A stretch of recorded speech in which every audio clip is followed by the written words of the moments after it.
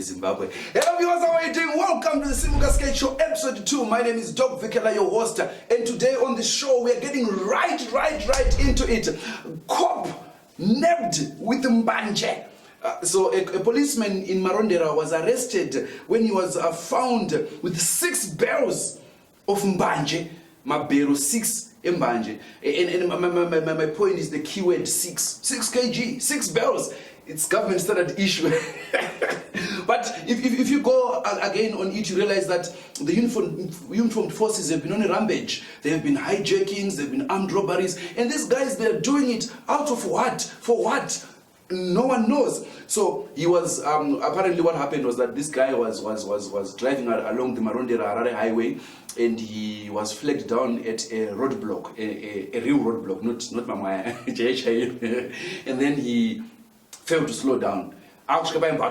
Shoes up piece of motor up to be na Marondera ndova vamtera vakasvika vambata ndobva abuda mota mvatisa kuti netsoka akapfeka uniform anonzi Berlin Dombodzvuku, you can tell with the names kuti guy ndobva vambata, and the police said we arrested him because he was failing to give us satisfactory response.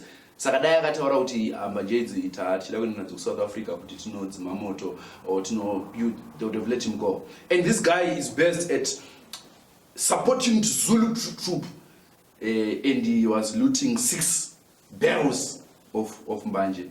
I think the word Zulu there might have something to do with this occurrence. But fellow viewers, as it were, we caught up with the officer in charge of supporting Zulu to understand what really transpired. Because I tell you, Zulu, Bravo, Sierra, Tango, Sierra, Zulu. We want to understand where was the mbanje coming from? Where did he get it from?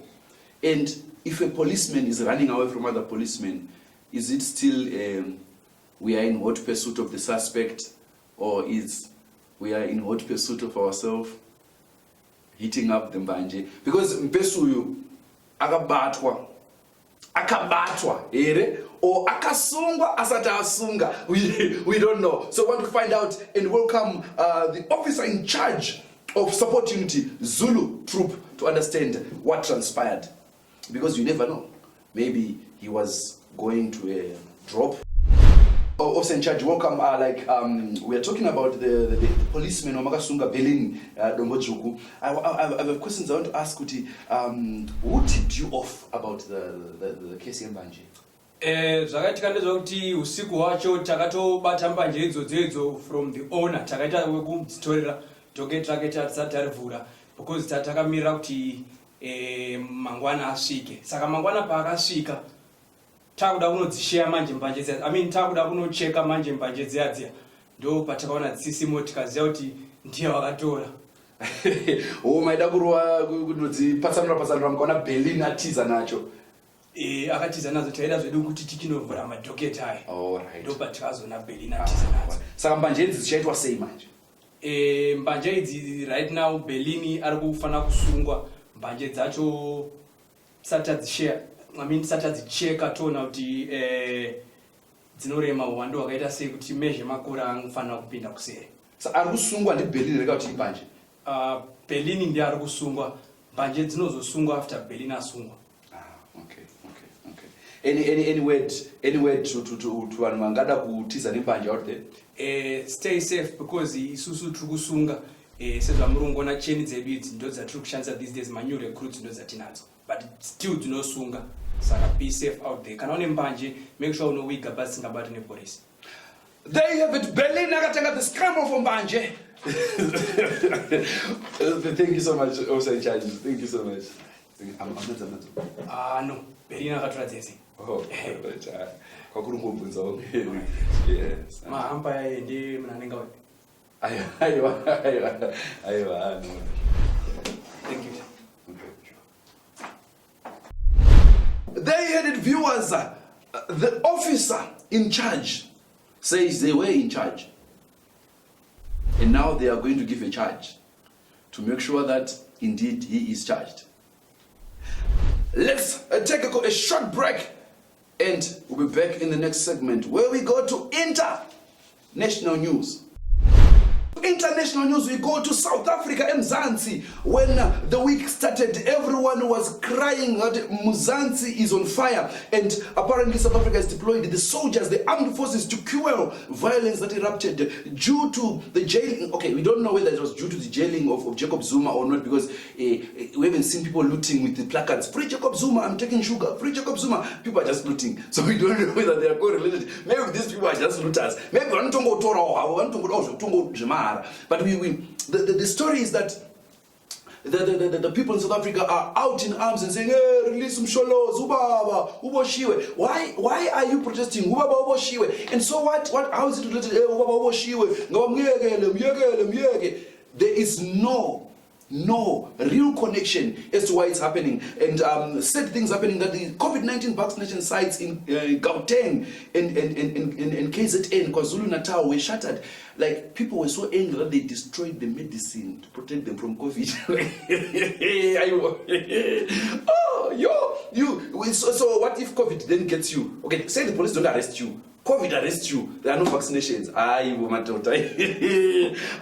And liquor stores were among the most affected, as the sale of alcohol is currently banned. I think this looting was alcohol related and motivated, because these people, they just went out and said, "Hey, Heineken everywhere stealing." We saw even Zimbabweans saying, "Mapinda." I'm like,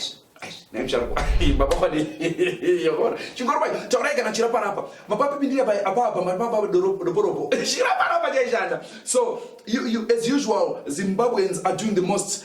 They work extra hard abroad. They also work extra hard, like in that case where these guys were looting, and I'm saying, guys, Zimbabwean friends out there, hey, chovicho chiraparapa mupuno pofa parapa epepe ndikupuda papa doporopo ndipo ringapa hapa chiro arapo kero ndinokupa this is Swazi, this is Kuisa distinct language. But these people, they were caught, and but you know, one would want to ask, kuti koiso zveku South Africa zvinenemi kana vachiluta michikoitia zvamakafamira chino chimwe driver tractor, because tukasadaro manje munobatwa. And we've never seen you Zimbabweans do this back home for your president. Even when Vatara Ndarabob Gayatamwa Mawan, hapana nakamboita also that maunochita ukaomana dzenyu tsenyuro dziri chingorumubvisa mwana wabva namadziuka nacho aripo imwe. Just as a word of advice for those families that are receiving groceries from South Africa, if they don't come, okay, never mind. Mkaona mazipackage achawandisa dzoserai boss kana machibanga wado ma small packages that is kuti muzazotevera mabata nesubs because zvotobuda zvabuda. So today in the studio joining us is one mother of one of the guys that were picked up by the South African police service for the looting that happened. Let's hear what Amai has to say about the happenings down home Mzansi. Magadi mama. Tipe magadiwo. Tiripo ndaida kubvunza kuti muri kunzwa sei nenyaya yelooting iritika ku South Africa? Ini ndiri kunzwa kufara chaizvo zvikuru. Unoza ndakaona mwana wangu pamavidhiyo ari kungotendera teeredzwa mafoni. Ndaifunga kuti mwana akafa. But kuti mupenyu ndiri kunzwa kufara. Saka looting yatondibetsera kwazvo kuti ndione mwana wangu. Ndiri kunzwa kufara. Saka tikuti nenyaya yelockdown nekusungwa kuitwa vanhu nenyaya yekubaira zvikuafekta here kuti zvingava zvine zvichikurwadzai kuti mwana akatorwa nenyaya dzelooting idzi? Aiwa, ini ndiri right. Izvo ngoti mwana mupenyu chete. Inini ndito right. Zvototi dai lockdown kana yaitoiswa kana 6 months ndakagarika. Zvese bo ndiri right. Saka ndezvemunerezvi? Mwana anotaura nayeyo, anotaura vari 2. Ina hantauri naye.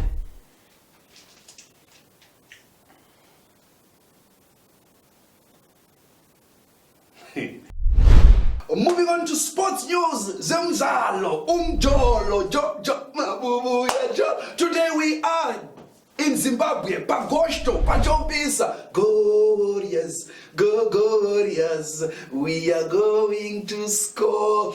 Peter Love, the captain of the former captain of the Zimbabwe Warriors and the all-time top goal scorer of Zimbabwe, has taken a new title, the all-time top Goal scorer.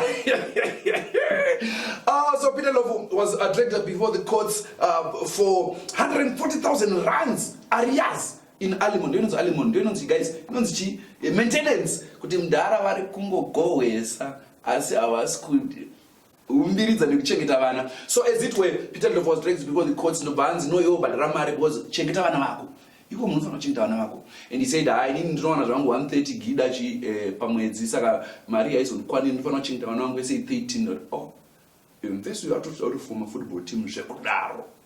And also we are in luck because he's got a political party now, so it works well in our favor that we have a president that can sow the seeds of prosperity, the seeds of growth, the seeds of growth. Nsuku zonge. Was it 13? They have to be 13 mothers because apana mukadzi angarwaka twice. Variko zvawo but ngati bobo. I'm just trying to count 13. At one football team, moms ajo. So Peter Love will not only score goals on the field of play, but my bedroom, making sure that my trophy kumba vana msango. And we have to advise the likes of Marvelous Nakamba, the likes of Tino Kadewere, the likes of Knowledge Msona, kama bileta kamata anamdarego saka ngona chopo ama notes kuda tukawari kule guys tozo ngona ma 50 gida per week guys chengeta imari guys because kana vana vako uya ku maintenance they will forget that you are a superstar and they will forget that they used to call you sweetie sweet Peter sweet Peter. Now you will be sour, milk. So we caught up with one of the baby mamas. We don't want to call her baby mamas. We caught up with one of the mother of the nation because that guy is talented, and if you put so many kids, he's giving birth to people that will sustain this nation. So we're crossing over to one of his baby mamas to hear what she has to say or why Varugusua president. Baby Mama's President Association. Let's cross over and hear what the baby mama had to say. Hangu personally panyaya Peter, it's all I can say is kuti I have no comment.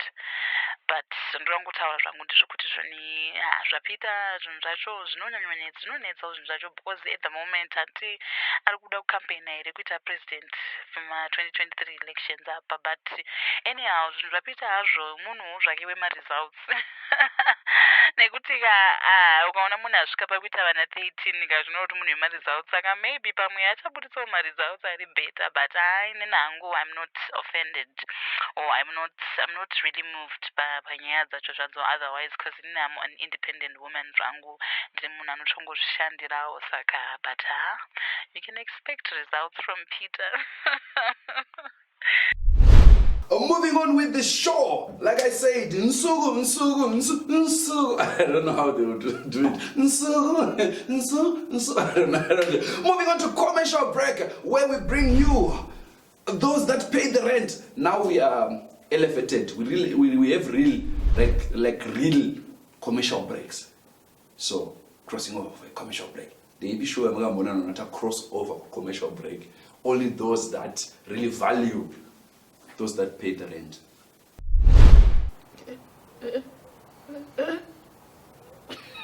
Oh no. Zakawa machokwadi seka zvakumunhu wasiri. Chokwadi murume mukuru.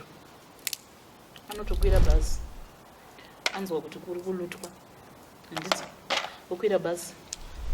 Vamwe vari kutora chikafu, vamwe vari kutora masoseji, vamwe vari kutora mabacon, vari kutora zvinyi zvipo mazepinex machiko zvese vari kutora. Munhu chokwadi anouya nekaplastic aka kakadai arikuda kukavikisei, arikuda kukashandisei. Mashura angu akabhoiliswa. Zvimwe zvinhu hazvidi kungopusa so mani, zvimwe hazvitombodikana njere. Iwe ingoendawo pari kuenda vamwe handiti. Ukaonawo kuti vamwe vari kutora masoseji, enda pari masoseji papo. Ukaona vamwe vari kutora ma-ice cream, enda ipapo. Otora ma-ice cream ako zvakanaka. Ende iwe nyaya yekuti munhu anoda kuita makaro ekuti unge wakutotadza kutofunga. Shuwa chokwadi munhu anotora 75 inch yakadai so, ane kabhokisi kemota kakadai so, inopinda pai. Zvimwe zvinhu hazvidi usitupeti mani. hazvidi kana stupid, hazvidi kana geometry kana cosine ratio izvi hazvitombodikana. Zvinongoda munhu kuti ungofunga. Munhu takura zvaunokwanisa, handiti ingonhonga tunotakurika zvokuti zvikanzi mapurisa uya unomhanya ukamhanya uremerwe usvika pamba kurongedza pasi pembedha uisa pafiriji uisa mupilo zvakwana wapedza. Iwe munhu unoda kuti tucha uchitakura nemafiriji unoisa pei? Zvinhu vanotanga vakazungaira ndizvidei. Neyo vanoda kuzotanga kublema kuti vanhu vatema havafungi, vanhu vatema masavage. Akati lutingi nerukanda ndiani zvatakaona wani vana rodzi vachiti tucha nayo vachiluta vachienda vachitucha vachienda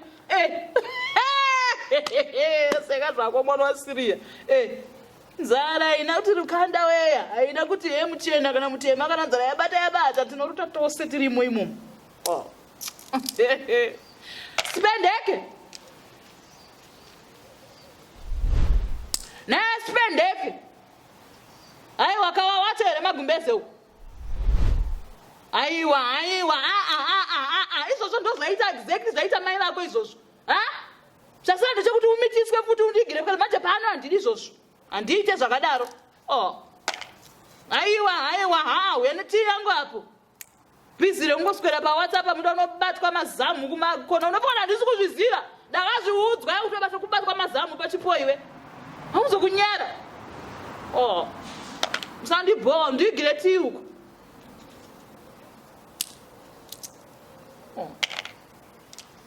Chokadiwa mwana mazuva nokuda zvinhu chiko chotadza kuti munhu ungosvika ungororwa zvakanaka upedze chii.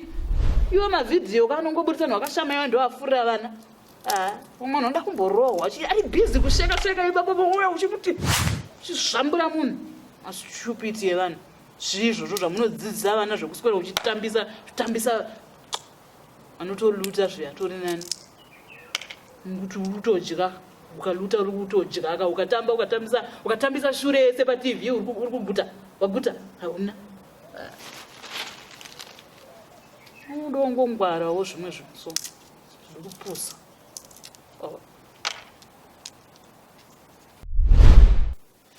There you had it, our commercial break for this week. Moving on with the show, we go on to that segment that you love a lot. I say that you love a lot because you said you love it. I don't know if you all love the segment or the I don't say, but word of advice.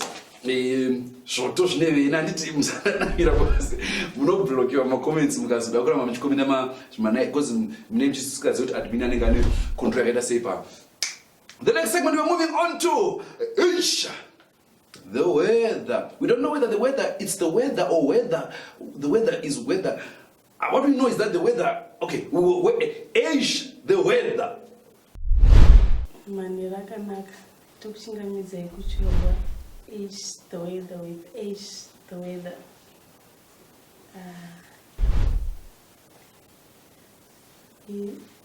Yapita ndlovu ndo yekupfeka makondomu.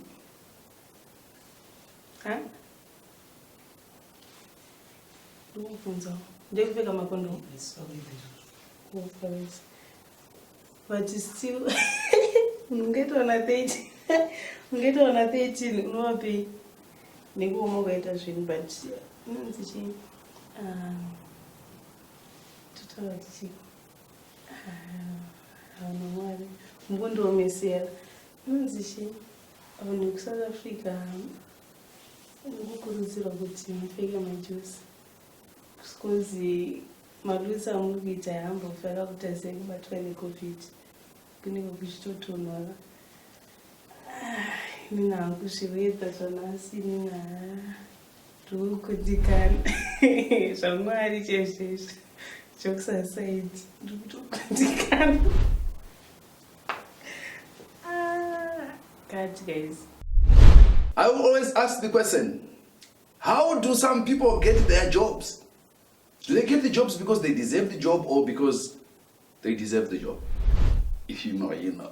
If you work in one of these big companies, you know what I mean. Some people get the job because they deserve the job. Some they get the job because they deserve the job. So they had it on Edge the Weather, and this week we close off with the Zimbabwe Stock Exchange because we realize that business is booming and Zimbabwe is open for business. And who are we to miss the Zimbabwe Stock Exchange? Until next time, my name is Doc Vikela. Stay safe, take care of your loved ones, love and light. Till next time, bye-bye. Welcome to the Zimbabwe Stock Exchange. Economically, we are stuck. And my name is Said. Recently, Econet has increased their tariffs for bundles as shown on the graph inserts, with the usual 8 gig private Wi-Fi moving from 1,560 to 2,030. This increase was done in a bid to curb and reduce chihure activity that has been happening in the country due to lockdown restrictions. As you can see from our data versus chihure analysis, as the data price is low, chihure activity is high. However, despite the inverse relationship, as the data price keeps going high, Zimbabwe's team unstoppable. Hence, chihure activity has even jumped to 110% at the current data prices. Zupco initially hiked their prices by 100% in the beginning of July as shown, to deter and avoid movement from money changers and hustlers from entering the CBD. However, this then also struck essential service workers who couldn't afford the new Zupco fares of 60 bond and 90 bond for Team Ghetto and Team Rural respectively. Team Rural being Norton, Chitungwiza and Ruwa residents. Hence, they had to lower the prices again as shown. What a Zupco stuck moment. No wonder why they are actually Zipico. Due to the lootings that has been happening in the foreign markets, our basic goods are expected to be as shown, with most basic goods being expected to go down with only a few jumping up. Basic goods such as short-time and coffins still remain on demand. Our top 5 gainer commodities for the week are as shown on the screen, with chihure still remaining on top with up to 110% gain, and Rocky gaining at number 5 from the alleged Kofi Olomide collabo. As soon as this collabo drops, and due to the artist's history, increased demand in condoms is expected, with morning after pills even running out. Our top 5 loser commodities are as shown, as South Africa claims the biggest losers on position 1 and position 2, as both Ramaphosa and Kaizer Chiefs were victims of looting. Our economy for the first time is at 3rd position and not on number 1. Thank you. This has been the Zimbabwe Stock Exchange, and economically we are stuck. My name has been Said, your financial analyst. Yes, you. Bye. Yeah. Hey, you. Bye-bye.